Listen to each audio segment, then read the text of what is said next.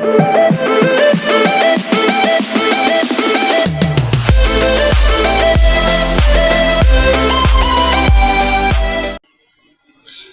morning, Team Vela, o kung anumang oras mo pinapanood ang video na to. So ako ngayon, kakagising-gising lang din.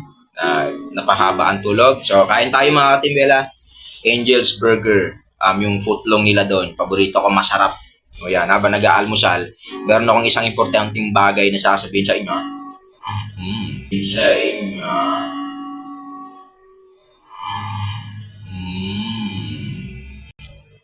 Nga. So yun,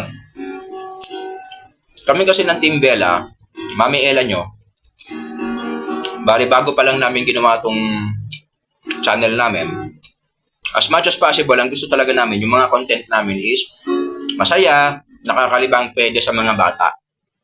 Kasi hindi naman ako naninira, hindi ko linalahat, no? Sobrang dami kasing content creator na yung mga video nila is puro karahasan, puro galit, yung mga puro inis, which is hindi kasi maganda sa mga bata yon. Ma-share ko lang sa inyo, no? Ako kasi dati, ako yung tipo ng tao na mabilis magalit. Yung tipong konting ano mo lang sa akin, maiinis na ako, maninigaw na ako. Kasi medyo may pagkabarumbado ako noon eh. So nagbagong buhay ako, I came to think na hindi naman, wala ka madadampot sa pagiging barumbado, no? Hindi ka mabubuhay ng masaya kung palagi ka naiinis, palagi ka nababanas ka agad, para ka siga. Hindi maganda yun.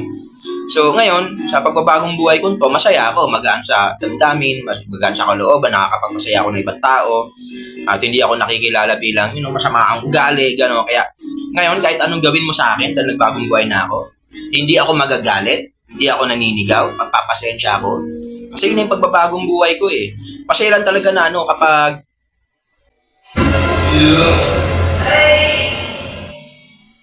Hey, Daddy. maayos ka. Maturo lang ako ng gitara. Hi, guys. Ano lang, Dad? Medyo ako eh. Patuno. Umiyak ka na. Magpapatono ka, kailangan pang ano eh.